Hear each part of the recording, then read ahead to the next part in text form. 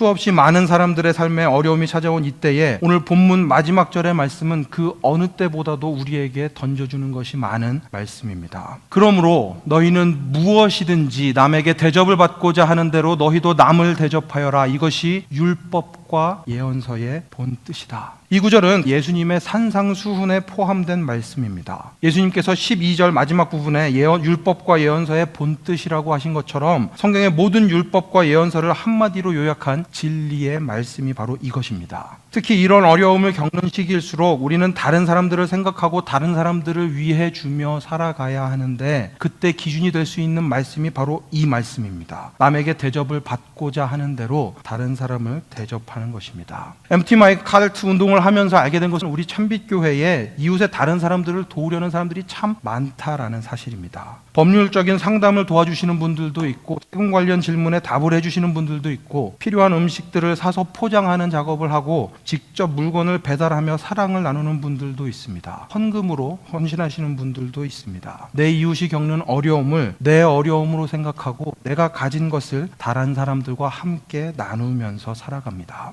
무엇이든지 남에게 대접을 받고자 하는 대로 너희도 남을 대접하라는 그 예수님의 말씀에 따라서 그 어느 때보다도 충실하게 살아갈 수 있는 때가 바로 지금이 아닌가 하는 생각이 들 정도입니다. 삶의 위기를 경험하는 사람들에게 한 번, 두 번 도움을 주는 것도 정말 쉬운 일은 아니지만 그것도 굉장히 잘하는 것이지만 거기에서 끝나면 안 됩니다. 지속적으로 계속해서 다른 사람들을 대접하는 것, 이게 중요합니다. 그런데 문제는 내가 받고 싶은 대로 지속적으로 대접하는 것이 우리에게 경제적으로도 시간적으로도 여러 가지 의미에서 부담이 된다라는 것입니다. 지금 상황 가운데서는 잠시 가능할 수 있지만 지속적으로 계속해서 그렇게 살 수는 없는, 어떻게 보면 우리의 삶과는 너무나도 동떨어진 이야기인 것처럼, 동떨어진 삶의 방식인 것처럼 보입니다. 그렇다면 예수님의 말씀은 잠깐 동안만 가능한, 듣기에 좋고 도덕적으로 훌륭한 말에 불과한 것인가라는 질문이 생기는데, 예수님을 믿는 사람들, 그리스도인들에게는 절대로 그렇지 않습니다. 산상수훈을 통해 천국 백성, 하나님 나라의 백성답게 사는 새로운 법들을 가르쳐 주셨는데, 그 모든 요약이 바로 이 노란색으로 표시된 너희는 무엇이든지 남에게 대접을 받고자 하는 대로 너희도 남을 대접해라. 7절에서 11절까지의 말씀을 잘 살피면 어떻게 지속적으로 지치지 않고 예수님이 말씀하신 그대로 내가 대접받고자 하는 대로 다른 사람들을 대접하면서 살아갈 수 있을지 그 비결을 찾아낼 수가 있습니다.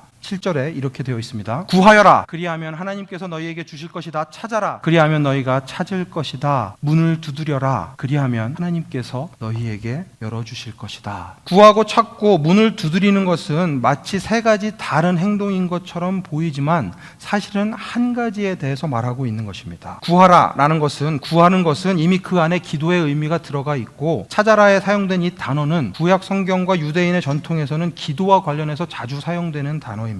문을 두드리는 것도 유대인들의 기도에 대한 표현을 하고 있는 것입니다. 구하고 찾고 문을 두드리는 것은 다 한 가지 기도에 대해서 말을 하고 있습니다. 자신에게 필요한 것을 기도하는 데에서 멈추는 것이 아니라 복의 근원이 되시는 하나님을 찾기까지 기도해라 라는 의미가 이 안에 들어가 있는 것입니다. 기도는 하나님을 찾고 하나님의 응답을 받는 것입니다. 예수님께서 우리가 기도해야 한다고 3번이나 다른 단어로 반복해서 강조하시면서 말씀하시는 이유는 우리가 원하는 대로 하나님을 설득해서 원하는 것을 얻기 위해서 계속해서 기도해야 하는 것도 아닙니다. 예수님께서 우리에게 기도하라고 3번이나 반복해서 강조하신 이유는 우리가 우리 자신의 삶조차도 마음대로 할 수 없는 연약한 존재임을, 하나님을 온전히 의지할 수밖에 없는 하나님의 자녀임을 기도를 통해 표현하도록 하시기 위해서였던 것입니다. 기도는 철저하게 우리의 무력함을 드러내는 표현입니다.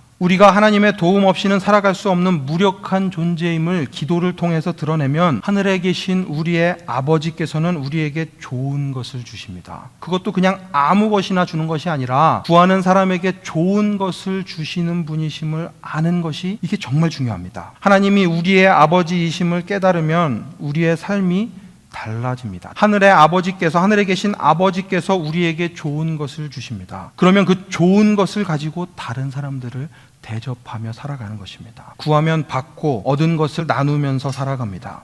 하나님이 아버지이시기 때문에 이 일이 가능하다는 것을 잊지 않으셔야 합니다. 그 한계가 없는 아버지께서 좋은 것을 주시기 때문에 다른 사람을 대접하며 살아가는 삶을 끊임없이 계속해서 살아갈 수 있다는 것입니다. 박영선 목사님께서는 생각하는 신앙이라는 책에서 이렇게 말씀을 하셨습니다. 신앙이란 결국 하나님이 우리 아버지임을 얼마나 이해하느냐의 싸움이다. 신앙이 좋은 사람은 누구인가? 하나님이 내 아버지임을 그 누구보다도 잘 알고 있는 사람이 신앙이 좋은 사람입니다. 내가 구할 때 좋은 것으로 내 삶을 채워주시는 분이심을 그 누구보다도 잘 알고 있는 사람이 믿음이 좋은 사람입니다. 세상에서는 내가 가질 수 있는 것은 정해져 있기 때문에 내 것을 다른 사람에게 주면, 다른 사람에게 빼앗기면 내가 모자르게 될 것이라고 이야기합니다. 그렇기 때문에 계속 줄 수 없다고, 계속 주면 안 된다고 이야기합니다. 이 세상 가운데 하나님의 자녀로 살아가는 그리스도인들은 하나님께서 주시는 것을 가지고 다른 사람들과 나누면서 다른 사람들을 대접하며 살아갈 수 있습니다. 우리가 얼마나 연약한 존재인지를 드러내는 것이 기도입니다. 하나님이 주시는 것 없이는 단 한순간도 살아갈 수 없음을 드러내는 것이 기도입니다. 그렇게 기도해서 하나님께 받아야 합니다. 좋은 것을 받아야 합니다. 좋은 것을 받아서 나만 잘 먹고 잘 사는 것이 아니라 내가 대접받고자 하는 대로 다른 사람들을 대접하면서 살아갑니다. 여기에 삶의 비결이 있습니다. 계속해서 나누면서 계속해서 대접하면서 살아갈 수 있는 놀라운 삶의 비결이 바로 여기에 있습니다. 그리스도인들에게 삶의 위기는 아버지이신 하나님을 더 깊이 경험할 수 있는 기회가 됩니다. 지금 이 코로나19 사태는 아버지이신 하나님을 그 어느 때보다도 깊이 경험할 수 있는 기회임을 잊지 않으시면 좋겠습니다. 예수님께서 가르쳐 주신 그 기도의 시작이 하늘에 계신 우리 아버지. 주기도문은 이 산상수훈, 예수님께서 가르치신 모든 가르침의 정중앙에 위치하고 있습니다. 하늘에 계신 아버지는 우리의 아버지이십니다. 우리 아버지에게 구하면 우리에게 좋은 것을 주시는데 그 주시는 것 가운데 우리의 것과 더불어 우리 이웃과 나눌 것을 함께 주십니다. 그래서 우리는 계속해서 다른 사람들에게 나누어 주며 다른 사람들을 대접하며 살아갈 수 있습니다. 하나님께 구하면 좋은 것들을 받습니다. 그 받은 것들을 가지고 다른 이들의 삶을 풍성하게 하는 그 놀라운 하나님의 일에 동참할 수 있습니다.